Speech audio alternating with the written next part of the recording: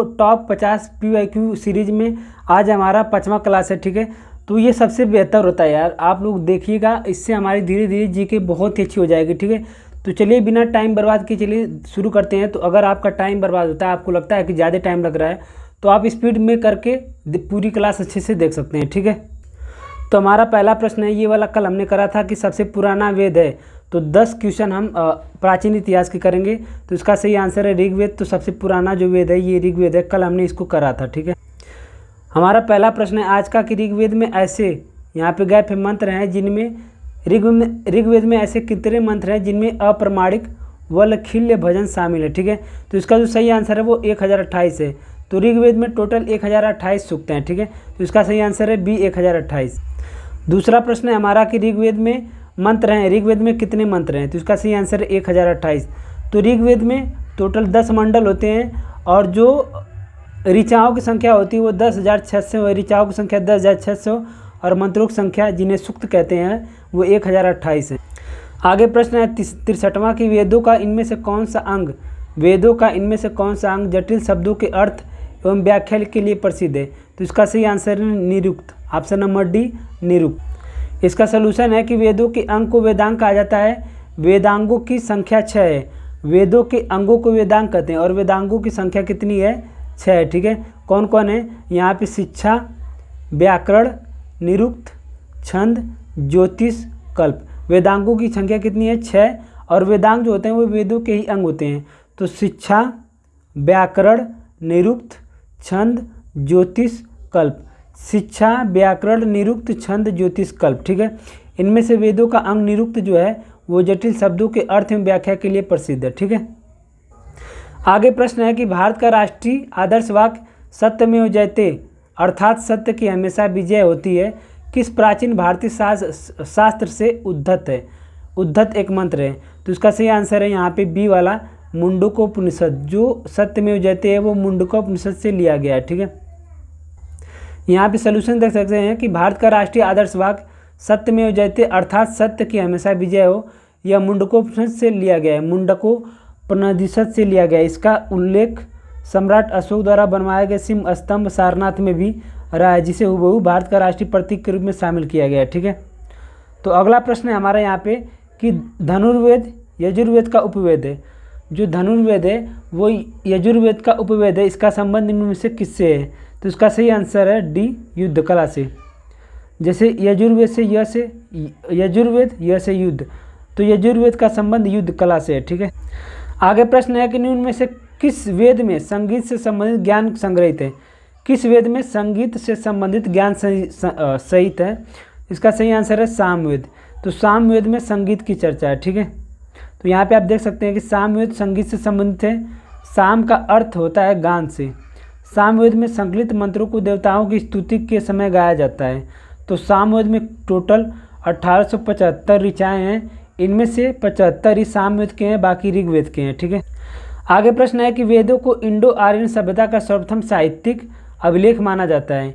इनमें से 4 वेदों के नाम ऋग्वेद, सामवेद, यजुर्वेद हैं। चौथा वेद कौन सा है, अथर्ववेद, ठीक है। ऑप्शन नंबर है ये अथर्ववेद। तो चौथा वेद है अथर्ववेद। आगे प्रश्न है कि मुंडकोपनिषद किससे संबंधित है। मुंडकोपनिषद किससे संबंधित है। तो इसका सही आंसर है Atharvaveda. Option number B Atharvaveda से मुंडकोपनिषद संबंधित। आगे प्रश्न है कि भारत की वैदिक काल अवधि कब तक चली। भारत की वैदिक काल अवधि कब तक चली। तो इसका सही आंसर है ए 1500 से 500 BC तक। 1500 से 500 BC तक। आप यहाँ देख सकते हैं कि सिंधु सभ्यता के पतन के बाद जो नवीन संस्कृति प्रकाश में आई उसके विषय में हमें संपूर्ण जानकारी वेदों से मिलती है, इसलिए इस काल को हम वैदिक काल के नाम से जानते हैं। इसका समय 1500 से 1500 ईस्वी तक है, ठीक है। आगे प्रश्न है कि निम्नलिखित में से कौन सा वेद जादुई अनुष्ठानों और वशीकरण के बारे में बताता है। कौन सा वेद जादुई अनुष्ठानों और वशीकरण के बारे में बताता है। सही आंसर है अथर्ववेद। सही आंसर है अथर्ववेद, ठीक है। तो हमने 10 क्वेश्चन देख लिया प्राचीन इतिहास का। अब 10 प्रश्न देख लेते हैं आधुनिक इतिहास का, ठीक है। तो हमारा पहला प्रश्न है कि निम्नलिखित में से कौन सी घटना 1757 में प्लासी की लड़ाई में अंग्रेजों की जीत के बाद घटी थी। तो इसका जो सही आंसर है वो सी वाला है, ब्रिटिश ईस्ट इंडिया कंपनी के व्यापार का विस्तार हुआ। तो 1757 के प्लासी के युद्ध के बाद जो अंग्रेज थे उनके व्यापार का विस्तार बहुत तेज़ी से होने लगा, ठीक है। तो ऑप्शन नंबर सी सही है। आगे प्रश्न है कि अंग्रेजों ने मैसूर के साथ कितने युद्ध लड़े थे। प्रश्न है कि अंग्रेजों ने मैसूर के साथ कितने युद्ध लड़े थे। तो सही आंसर है 4, ए वाला 4। तो अंग्रेजों ने मैसूर के साथ 4 युद्ध लड़े थे। चारों युद्ध यहाँ पे दे रखा है। प्रथम आंग्ल मैसूर युद्ध जो कि 1767 से 69, द्वितीय आंग्ल मैसूर युद्ध 80 से 84, तृतीय आंग्ल मैसूर युद्ध 90 से 92, चतुर्थ वाला 99।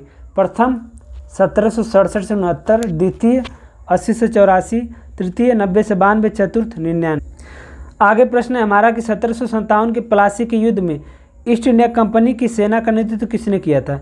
1757 के प्लासी के युद्ध में ईस्ट इंडिया कंपनी यानी अंग्रेजों की तरफ से कौन लड़ा था। तो इसका सही आंसर है रॉबर्ट क्लाइव।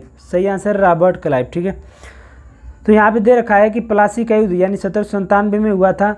रॉबर्ट क्लाइव और सिराजुद्दौला के बीच हुआ था। रॉबर्ट क्लाइव और सिराजुद्दौला के बीच में।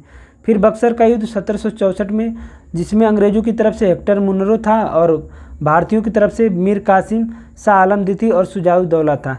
फिर वांडी कवास का युद्ध यहाँ पे 1760 में हुआ था, ये दिया है। ठीक है, तो ऑप्शन नंबर सी सही है।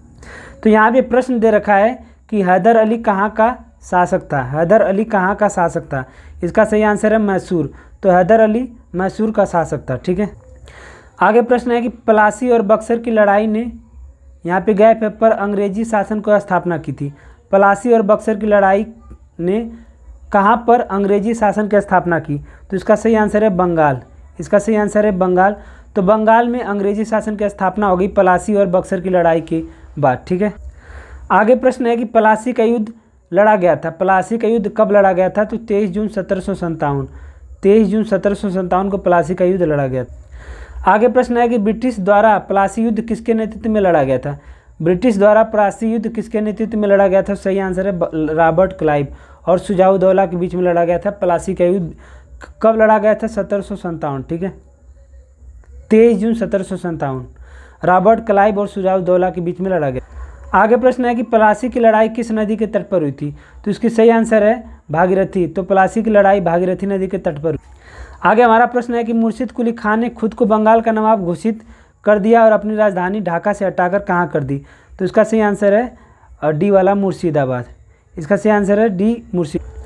आगे प्रश्न है कि हैदर अली ने अंग्रेजों के साथ मद्रास संधि पर हस्ताक्षर किए, जिसमें दोनों उनके अघनिष्ठ शत्रु यहाँ पे गैप है के विरुद्ध परस्पर मदद करने के लिए सहमत हुए थे। इसका सही आंसर है मराठा। तो हैदर अली ने अंग्रेजों के साथ मद्रास की संधि पर हस्ताक्षर किए, जिसमें दोनों ने मराठों के विरुद्ध लड़ाई किया था। ठीक है, आगे हमारा प्रश्न है, यहाँ पे गैप है, भारत की स्वतंत्रता से पहले सबसे बड़ा सामंती राज्य था। भारत की स्वतंत्रता से पहले कौन। भारत की स्वतंत्रता से पहले सबसे बड़ा सामंती राज्य था। तो इसका सही आंसर है Hyderabad. Option number C Hyderabad. तो यहाँ पे सोल्यूशन देख सकते हैं कि भारत में स्वतंत्रता से पहले सबसे बड़ा सामंती राज्य हैदराबाद था। स्वतंत्रता के पश्चात ऑपरेशन पोलो के तहत 1948 में जो हैदराबाद है उसे भारत में मिला लिया गया। ठीक है, तो हमने 10 प्रश्न कर लिया प्राचीन इतिहास, 10 आधुनिक इतिहास। अब हम 10 प्रश्न देख लेते हैं संविधान के। ठीक है, तो ये वाला प्रश्न हमने कल करा था। तो हमारा पहला प्रश्न है यहाँ पे कि भारतीय संविधान में शामिल स्वतंत्रता, समानता एवं बंधुत्व के सिद्धांत को किस देश के संविधान से लिया गया है। तो इसका सही आंसर है फ्रांस। तो भारतीय संविधान में जो स्वतंत्रता, समानता और बंधुत्व शब्द लिए गए हैं वो फ्रांस के संविधान से लिए गए हैं। ठीक है, आगे हमारा प्रश्न है कि निम्नलिखित में से कौन सा भारतीय संविधान का स्रोत नहीं है। कौन सा भारतीय संविधान का स्रोत नहीं है, मतलब कि भारत के संविधान में किस देश की मदद नहीं लिया गया है। तो डेनमार्क। ऑप्शन नंबर ए, डेनमार्क के संविधान से कोई भी चीज़ नहीं लिया गया है। बाकी फ्रांस से भी लिया गया है, आयरलैंड से भी लिया गया है, यूएसए से भी लिया गया है। आप यहाँ नीचे सोल्यूशन देख सकते हैं किस देश से क्या क्या लिया। यहाँ देखिए यूएसए यानी अमेरिका से मूल अधिकार, राष्ट्रपति पर महाभियोग की प्रक्रिया, स्वतंत्र एवं निष्पक्ष न्यायपालिका और न्यायिक पुनरावलोकन का सिद्धांत लिया गया है। ठीक है, उसके बाद फ्रांस के संविधान से गणतंत्रात्मक शासन प्रणाली लिया गया है। उसके बाद आयरलैंड के संविधान से राज्य के नीति निर्देशक तत्व, राष्ट्रपति का निर्वाचन मंडल, राज्यसभा में 12 सदस्यों का मनोनयन। उसके बाद ब्रिटेन के संविधान से हमारे यहाँ पे संसदीय शासन पद्धति, लोकसभा के प्रति मंत्रिमंडल का सामूहिक उत्तरदायित्व और विधि का शासन, एकल नागरिकता। आगे हमारा प्रश्न है कि भारत के राज्यसभा सदस्यों के अप्रत्यक्ष निर्वाचन के संवैधानिक प्रावधान को किस देश से अपनाया गया है। इसका सही आंसर है दक्षिण अफ्रीका। तो भारतीय संविधान के निर्माताओं ने विश्व के विभिन्न देशों के संविधान से अच्छी एवं भारतीय परिस्थितियों के अनुकूल विशेषताओं को सहमति से किया। ठीक है, तो जो राज्यसभा के सदस्यों का अप्रत्यक्ष चुनाव है वो दक्षिण अफ्रीका के संविधान से लिया गया। तो अगला हमारा प्रश्न है कि भारतीय संविधान का कौन सा अंग जर्मनी के संविधान से प्रेरित है। भारतीय संविधान का कौन सा अंग जर्मनी के संविधान से प्रेरित है। तो इसका सही आंसर है सी, आपातकाल के दौरान मौलिक अधिकारों का निलंबन। सी, आपातकाल के दौरान मौलिक अधिकारों का निलंबन, ये जर्मनी के संविधान से लिया गया है। ठीक है, ऑप्शन नंबर सी। तो यहाँ पे आप सोल्यूशन देख सकते हैं कि आपातकाल के समय मूल अधिकारों के स्थगन का प्रावधान जर्मनी के वीमर संविधान से लिया गया है। अनुच्छेद 358, 359 राष्ट्रीय आपातकाल के मूल अधिकारों पर पड़ने वाले प्रभाव का वर्णन करते हैं। तो अनुच्छेद 358 यानी अनुच्छेद 19 द्वारा दिए गए मूल अधिकारों के विलंबन से संबंधित है। तो बस ये चीज़ याद रखना है कि आपातकाल के समय मूल अधिकारों के स्थगन का जो प्रावधान है वो जर्मनी के संविधान से लिया गया है। आगे प्रश्न है कि भारतीय संविधान में पंचवर्षीय योजना का प्रावधान किस देश से लिया गया है। भारतीय संविधान में पंचवर्षीय योजना का प्रावधान किस देश से लिया गया है। इसका सही आंसर है यूएसएसआर। ठीक है, तो भारत में पंचवर्षीय योजना का प्रावधान यूएसएसआर से लिया गया है। भारत के प्रथम प्रधानमंत्री पंडित जवाहरलाल नेहरू ने 1951 में भारत की संसद में पहली पंचवर्षीय योजना प्रस्तुत किया था, जो कि हेराल्ड डोमर मॉडल पर आधारित थी। तो पंचवर्षीय योजना जो है वो यूएसएसआर के देश से लिया गया। आगे प्रश्न है कि भारतीय संविधान में मौलिक अधिकार किस देश के संविधान से लिया गया है। तो सबको पता है कि अमेरिका। ऑप्शन नंबर ए, संयुक्त राज्य अमेरिका। ठीक है, तो ऑप्शन नंबर ए, संयुक्त राज्य अमेरिका से मौलिक अधिकार लिया। तो आगे हमारे यहाँ पे प्रश्न है कि भारतीय संविधान में विधिपूर्ण शासन यानी रूल ऑफ लॉ का विचार इनमें से किस संविधान से लिया गया है। सही आंसर है सी, ब्रिटिश। तो ब्रिटिश से हमारा विधिपूर्ण शासन लिया गया। आगे प्रश्न है कि भारतीय संविधान में मजबूत केंद्र के साथ संघ की अवधारणा से लिया गया है। भारतीय संविधान में मजबूत केंद्र के साथ संघ की अवधारणा से लिया गया है। इसका सही आंसर है बी, कनाडा। सही आंसर है कनाडा। तो कनाडा के संविधान से सशक्त केंद्र के साथ संघीय व्यवस्था, अवशिष्ट शक्तियों का केंद्र में निहित होना, ये सब चीज़ केंद्र द्वारा राज्यपाल की नियुक्ति, ये सब कनाडा से लिया गया है। ठीक, आगे हमारा प्रश्न है कि भारतीय संविधान में फर्स्ट फास्ट द पोस्ट सर्वाधिक मत प्राप्त व्यक्ति की विजय का प्रावधान किस देश के संविधान से अंगीकृत किया गया है। इसका सही आंसर है ब्रिटेन। यानी सबसे ज़्यादा जिसे मत प्राप्त होगा वही विजय प्राप्त करेगा, ये ब्रिटेन से लिया गया है। आगे हमारा प्रश्न है कि भारतीय संविधान में शामिल नीति निर्देशक तत्वों की अवधारणा किस देश के संविधान से ली गई है। तो नीति निर्देशक तत्वों की अवधारणा आयरलैंड के संविधान से ली गई है। ठीक है, तो ऑप्शन नंबर सी सही है, आयरलैंड।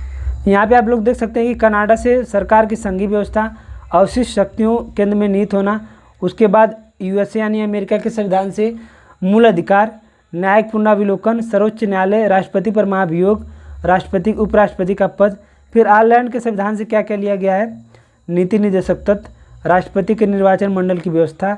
उसके बाद यहाँ पे हमारा ग्रेट ब्रिटेन से संसदीय व्यवस्था, एकल नागरिकता और विधि का शासन और मंत्रिमंडल प्रणाली। ठीक है, आगे हमारा प्रश्न है कि भारतीय संविधान में शामिल विधि का शासन की संकल्पना किस विदेशी संविधान से लिया गया है।